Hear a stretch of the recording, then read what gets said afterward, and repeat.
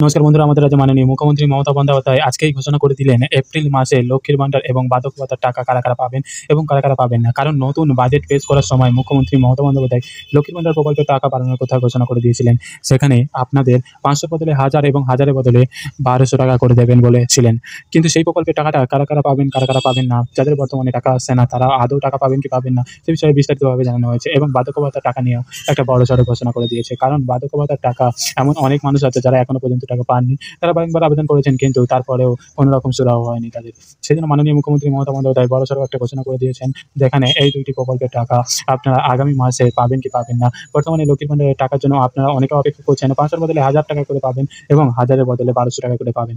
কিন্তু সেই টাকা পাওয়ার ক্ষেত্রেও বেশ কিছু বিধিনিষেধ জারি করে দেওয়া হয়েছে। যারা যারা নতুন দুয়ারে সরকার ক্যাম্পে আবেদন করেছিলেন তাদের সেই আবেদনের ভিত্তিতে অনেকের টাকা এসছে, আবার অনেকের টাকা আসেনি। কিন্তু যারা পুরাতন আবেদনকারী আছে তাদের কিন্তু প্রতিনিয়ত টাকা আসছে। সেই পুরাতন আবেদনকারীদের প্রথমেই কিন্তু 1000 এবং 1200 টাকা করে দেওয়া হবে। কারণ যারা পুরনো আবেদনকারী আছে তাদের সমস্ত ডকুমেন্টস ঠিকঠাক আছে, সেই জন্য কিন্তু তারা প্রতিনিয়ত টাকা পাচ্ছে। ঠিক তেমনই তাদের কিন্তু নতুনভাবে আর আবেদন করতে হবে না। তারা সরাসরি 500 টাকার বদলে এবার থেকে 1000 টাকা এবং 1000 টাকার বদলে সরাসরি 1200 টাকা করে পাবেন। কিন্তু যারা নতুন আবেদনকারী অর্থাৎ 2023-এর ডিসেম্বর মাসে যে আবেদন করেছিলেন আপনারা, সেই আবেদনের ভিত্তিতে যদি আপনাদের টাকা এখনো পর্যন্ত না এসে পৌঁছায় তাহলে কিন্তু আপনারা আগামী মাসে টাকা পাবেন না। কারণ সেই আগামী মাসে টাকা পেতে গেলে আপনাদের কিন্তু সমস্ত ডকুমেন্টস ঠিকঠাক থাকতে হবে। যদি এতদিন পর্যন্ত আপনাদের টাকা না এসে থাকে তাহলে আপনাদের আরও অপেক্ষা করতে হবে। তারপরে যদি আপনাদের সমস্ত ডকুমেন্টস ঠিকঠাক থাকে সেটাকে যদি বিডিও অফিসের দ্বারা আপলোড করা হয় তারপরেই কিন্তু আপনারা টাকা পাবেন, নয়তোবা আপনাদের টাকা 1 এপ্রিল থেকে আসবে না।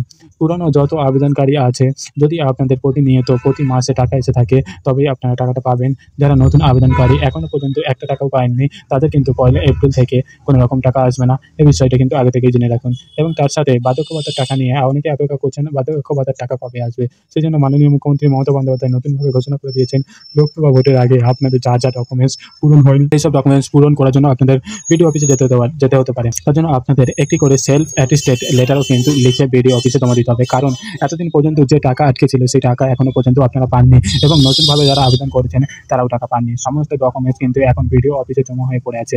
তাই যারা যারা এখনো পর্যন্ত টাকা পাননি তাদের যদি টাকা নিতে হয় তাহলে তাদের সমস্ত ডকুমেন্টস আবার সেলফ অ্যাটেস্টাই করে জমা করতে হবে বিডিও অফিসে। এবং তার জন্য আপনাদের প্রত্যেকেরই বিডিও অফিসে গিয়ে যোগাযোগ করতে হবে। কবে টাকা পাবেন, কেন টাকা আসছে না এই বিষয়টা কিন্তু আপনাদের বিডিও অফিসে গিয়ে যোগাযোগ করতে হবে। আপনারা যদি বারংবার গ্রাম পঞ্চায়েতের যে যোগাযোগ করেন তাহলে কিন্তু কোনো লাভ হবে না, কারণ আপনাদের সমস্ত ডকুমেন্টস এখন বিডিও অফিসে জমা আছে। এবং বিডিও অফিসের কর্তারা স্পষ্টত জানিয়ে দিয়েছে লোকসভা ভোটের আগে আপনাদের সমস্ত ডকুমেন্টস আপলোড করা হবে সরকারি পোর্টালে এবং লোকসভা ভোটের মধ্যেই আপনাদের টাকা চালু হয়ে যাবে।